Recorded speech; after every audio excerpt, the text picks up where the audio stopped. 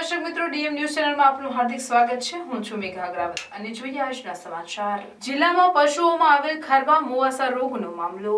વિધાનસભા અધ્યક્ષ અને થરાદના ધારાસભ્ય શંકરભાઈ ચૌધરીએ અસરગ્રસ્ત ગામોની મુલાકાત લીધી. બનાસ ડેરીના માધ્યમથી આજથી જ ખારવા મોવાસા રોગનું અભિયાન શરૂ કરાયું છે. થરાદ વિસ્તારની 2 લાખથી વધુ ભેંસ અને 1 લાખથી વધુ ગાયોમાં તત્કાલીન વેક્સિન થશે. વાયરસની માફક રોગનો ફેલાવો થતા હોવાથી તમામ પશુપાલકો રસીકરણ કરાવે તેવી અધ્યક્ષે અપીલ કરી. જે રીતે કોરોનામાં માણસોએ કોરોના વેક્સિન લીધી તે જ રીતે ખારવા મોવાસામાં પશુઓને વેક્સિનેશન કરવું જરૂરી છે. પૂરતા પ્રમાણમાં વેક્સિન રાજ્ય સરકાર અને બનાસ ડેરીના માધ્યમથી મફતમાં આપવાનો નિર્ધાર કર્યો છે. 6 જેટલી ટીમોને થરાદ વિસ્તારમાં સ્ટેન્ડ બાય રાખવામાં આવી છે, જેનાથી પશુને બીમારી હોય તો તાત્કાલિક જાણ કરવામાં આવે. આયુર્વેદિક દવા સહિત મલમનો જથ્થો દૂધ મંડળીઓ પર પહોંચાડવામાં આવશે, જેથી પશુપાલકોએ બીમારગ્રસ્ત ગાયો માટે લઈ જવા સૂચન કરાયું. કરવાસા મોવાસાની બીમારી એને અટકાવવા માટે વેક્સિનેશનનું એક મોટું અભિયાન એ બનાસકાંઠા જિલ્લામાં ડેરીના માધ્યમથી કર્યું છે. આજે થરાદ વિસ્તારની અંદર 2 લાખ કરતાં વધારે ભેંસ છે અને 1 લાખથી વધારે ગાયો છે. આ બધાનું વેક્સિન તાત્કાલિક થઈ જાય એ માટે જિલ્લાના તમામ ગામોમાં એક સાથે વેક્સિન ચાલુ કર્યું છે અને 1 વીકની અંદર બધા લોકોનું બધાનું ધ્યાન એક જ દિશામાં પશુને વેક્સિન આપવાની દિશામાં આગળ વધારવું જોઈએ. આ બીમારી જે રીતે કોરોનાની અંદર વાયરસ મ્યુટ થયો આની અંદર પણ જે ડૉક્ટરો વાત કરે છે એ પ્રમાણે વાયરસ મ્યુટ થયેલો છે. જે પશુ મૃત્યુ પામ્યા એના પીએમની અંદરથી જે નીકળેલા પ્રોટીન છે એમાંથી પણ બાબત આવી છે કે હાર્ટ ઉપર સોજો આવે છે અને જે રીતે માણસને એટેક આવે છે એ પ્રમાણે લોહી ગંઠાઈ જવાની પ્રક્રિયા પણ પશુની અંદર બનતી હોય એવું ધ્યાન ઉપર આવે છે. એના માટે સૌથી સરળ અને તાત્કાલિક રસ્તો છે વેક્સિનનો છે. જે રીતે કોરોનામાં વેક્સિન માણસોએ લીધી હતી એ પ્રમાણે કરવાસા મોવાસાની વેક્સિન દરેક કેટલને આપવી એ ખૂબ જરૂરી છે.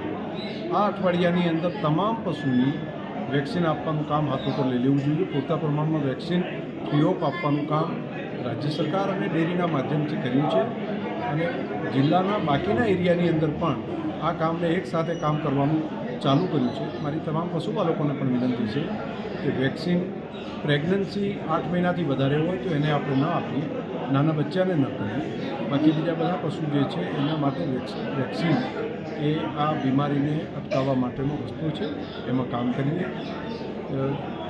6 જેટલી ટીમને સ્ટેન્ડ બાય થરાદમાં અત્યારે રાખી છે. ત્યાં તાત્કાલિક કોઈ જગ્યાએ બીમારી થાય કે લોકોને જાણ આવે તો એને તાત્કાલિક ડૉક્ટરો સમયસર ત્યાં આગળ પહોંચી જાય. પૂરતા પ્રમાણમાં દવાની વ્યવસ્થા પણ કરવામાં આવી છે. મહામૂલું પશુધન એ બચાવવું આપણા બધાનું કર્તવ્ય છે, બધાની ફરજ છે. આપણે બધા ભેગા મળીને આ બાબતને નીચે લોકો સુધી પહોંચાડીએ, જાણકારી આપીએ અને પશુધનને બચાવવું એ ખૂબ જરૂરી છે. આજે મેં કેટલાક ગામોની મુલાકાત લીધી, લોકોને મળ્યો, અમારા ડૉક્ટરોની ટીમ પણ સાથે હતી, એમને પણ જાણકારી આપી છે. દરેક ગામની અંદર કેટલીક આયુર્વેદ દવાઓ છે એ પણ દૂધ મંડળી સુધી પહોંચાડવાની વ્યવસ્થા એની સૂચના આપી છે. એના મલમ જે પગની અંદર તકલીફ પડતી હોય પશુને જ્યારે પગ પાકે છે એના કારણે તો મલમની વ્યવસ્થા પણ અહીંથી કરવામાં આવે. દરેક મંડળી સુધી પહોંચે એ પ્રમાણે બનાવવાનું આજે જ આપી દીધું છે અને 3-4 દિવસમાં એ પણ પહોંચી જશે. બાકી દવાઓનો સ્ટોક બધો બીમાર પડે, તાવ આવે તો એ બધો દવા અને ડૉક્ટરો એનો સ્ટોક અહીંયા આગળ પૂરતો થરાદના આંગણે જ છે. બાકી તાલુકાઓમાં પણ જ્યાં જ્યાં જરૂરિયાત ઊભી થાય તે તાત્કાલિક ડૉક્ટરોની વ્યવસ્થા પણ કરવામાં આવશે. પરંતુ સૌથી પહેલી પ્રાયોરિટી છે વેક્સિનની. વેક્સિન એ સૌથી અગત્યનું છે. રાજ્ય સરકારે પણ ગંભીરતાથી આ વિષયને લીધો છે. 2 દિવસ પહેલાં માનનીય મંત્રી શ્રી પશુપાલન અને અમે બેઠા હતા મારી ઓફિસમાં, ત્યાં સિનિયર અધિકારીઓને પણ બોલાવ્યા હતા. એ તંત્ર પણ કામે લાગ્યું છે, ડેરીનું તંત્ર પણ કામે લાગ્યું છે. આપણે બધા ભેગા થઈને ક્યાંય એવી અંધશ્રદ્ધામાં ન રહીએ કે અમે તો વેક્સિન ન મૂકીએ, અમે શું કામ વેક્સિન પહોંચાડીએ. વેક્સિન જરૂરી છે. જેમ કોરોનામાં જરૂરી હતું ને માણસ માટે, એ જ પ્રમાણે પશુમાં પણ વેક્સિન જરૂરી છે.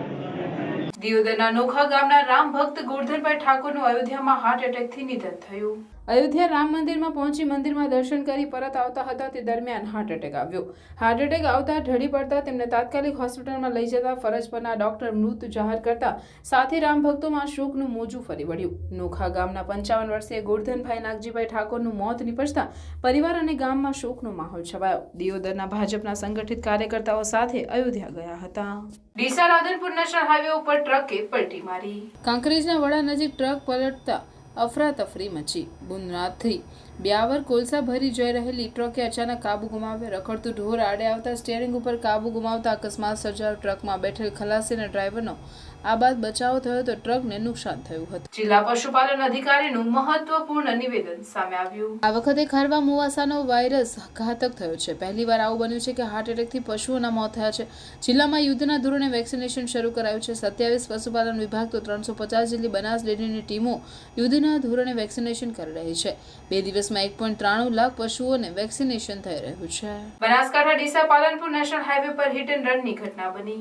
રસાણા પાસે કાર ચાલકે બાઇકને અડફેટમાં લેતા અકસ્માત સર્જાયો. અકસ્માતમાં બાઇક ચાલક જયંતિભાઈ માળીનું મોત થયું. અકસ્માત બાદ કાર ચાલક ફરાર થયો. ડીસા તાલુકા પોલીસે વધુ તપાસ હાથ ધરી. પવિત્ર યાત્રાધામ અને શક્તિપીઠ અંબાજી ખાતે 5 દિવસીય શ્રી 51 શક્તિપીઠ પરિક્રમા મહોત્સવ 2024 નો ધર્મમય માહોલમાં પ્રારંભ કરાવતા સાંસદ શ્રી પરબતભાઈ પટેલ.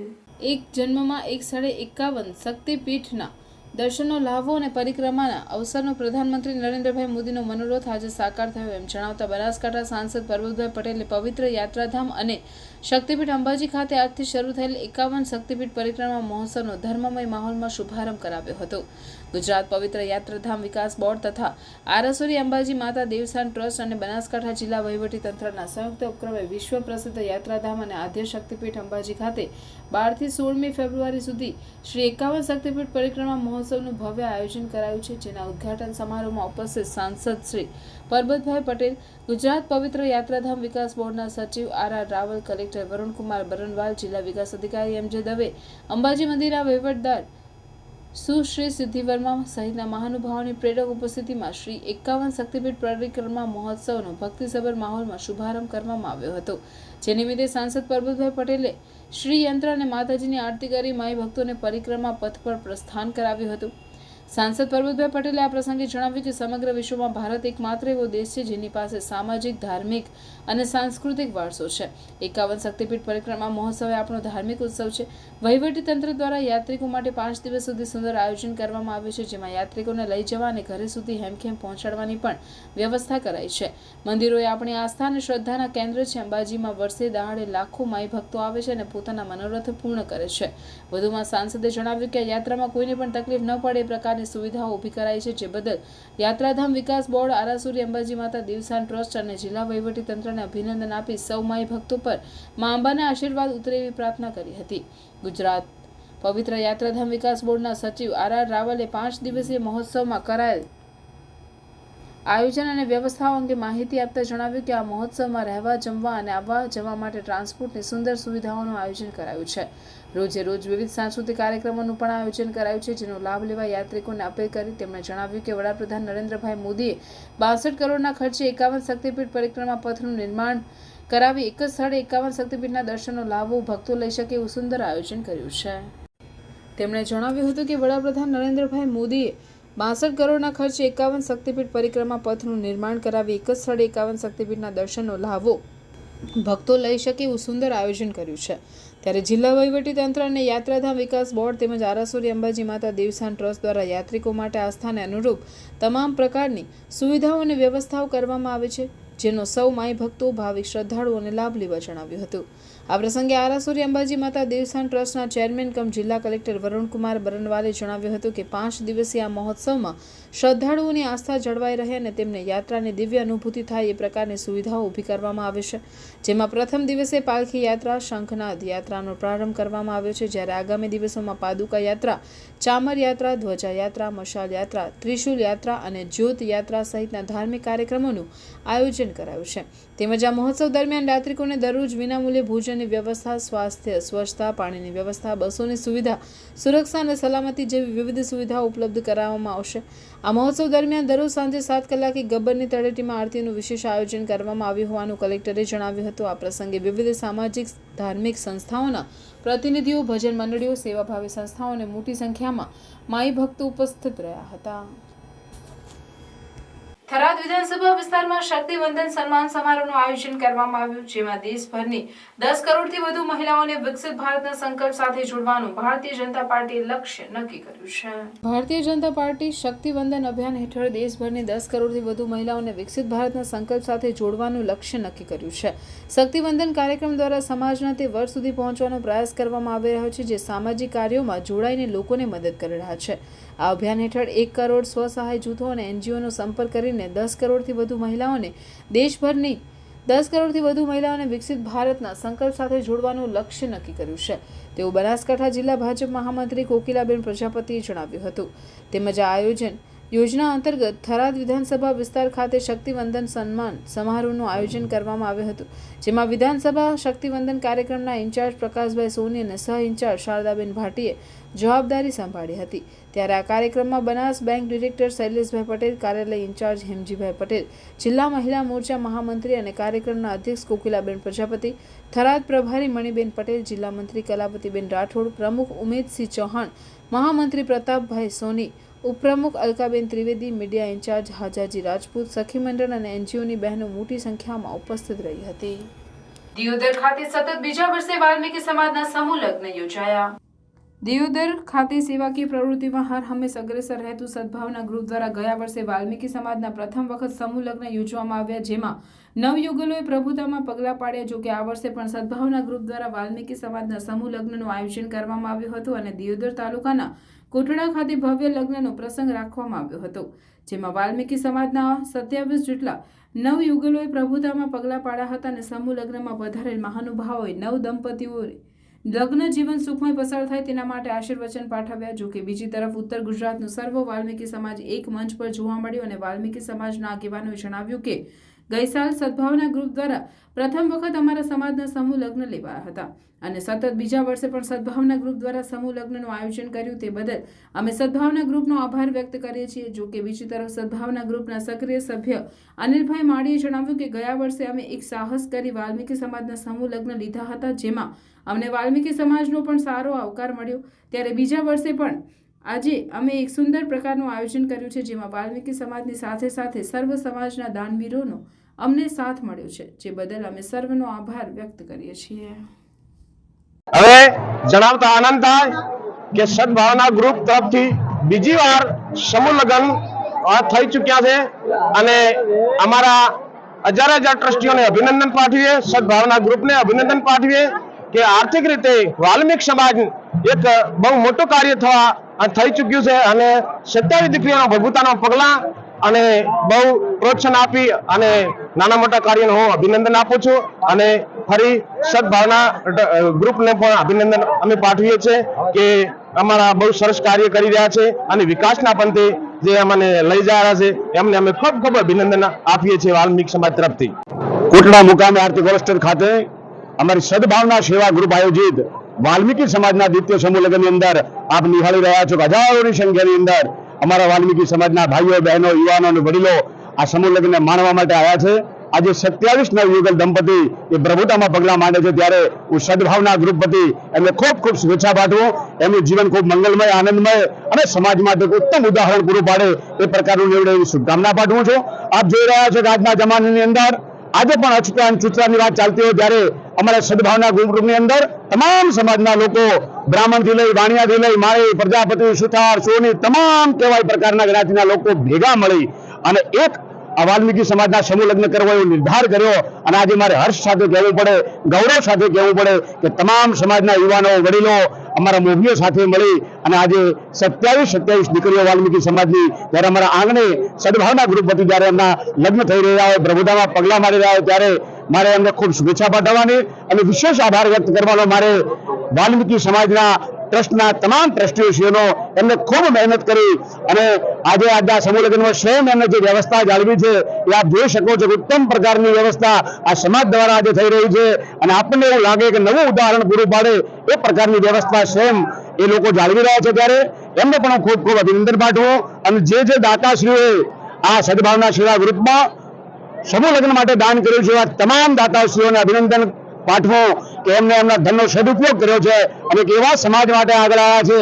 હર હંમેશ પરમાત્મા એમને ખૂબ ઉર્જાવાન શક્તિ ધનથી એમથી એમના ભંડાર ભરેલા રાખે અને કાયમ આવા સમાજ માટે એમના પડખે આવી અને દાન કરવાની પ્રભુ એમને શક્તિ આપે એવી પ્રાર્થના સાથે પત્રકાર મિત્રોનો પણ ખૂબ ખૂબ આભાર માનું કે અમારા આમંત્રણને માન આપી આપ સૌ આજે પધાર્યા અને આ કાર્યક્રમની અંદર શોભાનો અભિવૃદ્ધિ કર્યા બદલ આપ સૌનો પણ હૃદયપૂર્વક ખૂબ ખૂબ આભાર માનું છું. મંથન અપંગ દિવ્યાંગ સેવા સંકુલ હાજીપુર કલોલની વિદ્યાર્થીનીઓ 51 શક્તિપીઠ મહોત્સવમાં સહભાગી બની.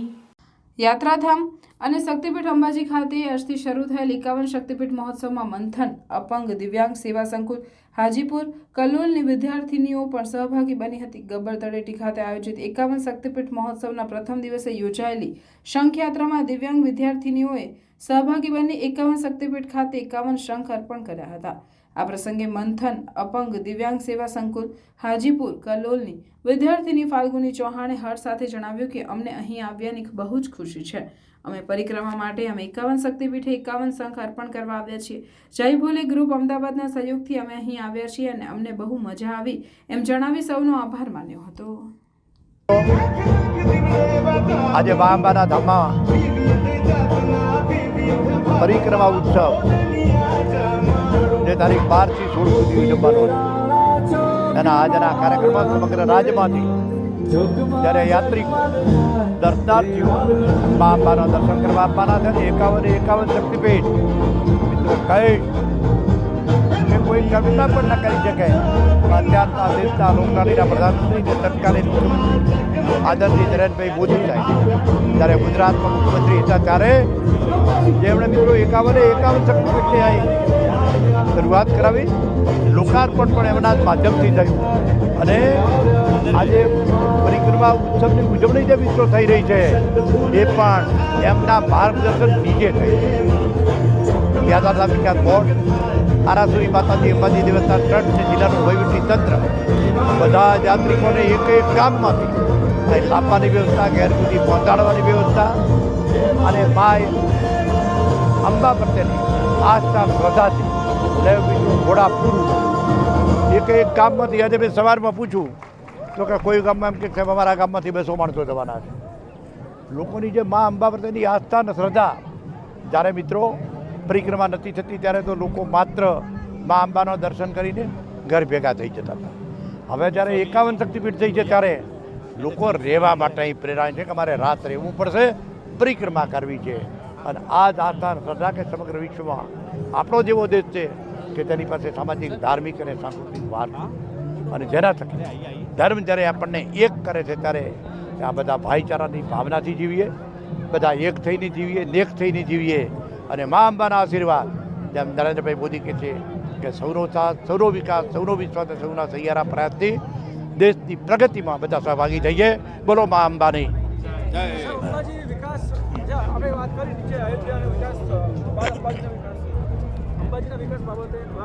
અંબાજીનો વિકાસ જે મિત્રો જેમ તમે જોયું કે કાશી વિશ્વનાથનું મંદિર, જે કાશી વિશ્વનાથનો કોરિડોર બન્યો, મહાકાલ બન્યું, કાશી સોમનાથ બન્યું, એ જ રીતે મિત્રો મા અંબાનો વિકાસ પણ શરૂ થવાનો છે, જેનો નિર્ણય સરકારે લઈ લીધો છે અને જે પણ મિત્રો નજીકના ભવિષ્યમાં શરૂ થશે કે જે અંબા આવતા. આમ તો આપણે જોયું કે પહેલાં સિંગલ રસ્તો હતો, અત્યારે મિત્રો 4 લેન, બધા દેવસ્થાન ટ્રસ્ટોએ જવા માટે 4 લેન. આ મિત્રો મોદી સરકારનું કામ છે. આભાર. અંબાજીમાં ગબ્બર ખાતે આજથી 5 દિવસનું પરિક્રમા મહોત્સવની શરૂઆત કરવામાં આવી છે. આવનાર 5 દિવસ સુધી બનાસકાંઠા અને આજુબાજુના તમામ જિલ્લાઓમાંથી મોટી સંખ્યામાં માઈ ભક્તો અહીંયા ગબ્બર ખાતે આવી ગબ્બરને ચારે ફરતે જે 51 શક્તિપીઠની પ્રતિરૂપી બનાવવામાં આવી છે એનું દર્શન કરશે. મંદિર ટ્રસ્ટ અને યાત્રાધામ તરફથી સમગ્ર અંબાજીની અંદર ભક્તો માટે ઘણી બધી વ્યવસ્થા ઊભી કરવામાં આવી છે. વિનામૂલ્યે ભોજનની વ્યવસ્થા, ટોયલેટની વ્યવસ્થા અને ટ્રાન્સપોર્ટેશન માટે બસની વ્યવસ્થા સાથે તમામ વ્યવસ્થાઓ મંદિર ટ્રસ્ટ અને યાત્રાધામ બોર્ડ દ્વારા કરવામાં આવી છે. તો હું તમામ માઈ ભક્તોને અપીલ કરું છું કે મોટી સંખ્યામાં આ 5 દિવસ દરમિયાન આવીને લાભ લે. 5 દિવસ માટે 5 દિવસ જે છે અલગ અલગ કાર્યક્રમનું આયોજન કરવામાં આવ્યું છે. દાખલા તરીકે આજે પ્રથમ દિવસે એક પાલખી યાત્રા અને શંખ યાત્રાનું આયોજન છે. કાલે બીજા દિવસે પાદુકા યાત્રાનું આયોજન છે, ત્રીજા દિવસે ધ્વજાયાત્રાનું ઉદ્ઘાટન આયોજન છે, પછી મશાલ યાત્રા, ત્રિશુલ યાત્રા અને પછી છેલ્લા દિવસે મંત્રોત્સવ કરીને મોટી સંખ્યામાં બધા મંત્ર ઉચ્ચાર કરીને પરિક્રમા કરે એ પ્રકારનું આયોજન કરવામાં આવ્યું છે. તો તમામ જે ભક્તો છે એમને અપીલ કરું છું કે આ 5 દિવસ દરમિયાન આવીને અંબાજીની અંદર એક અનુભૂતિ જે છે અનુભવે.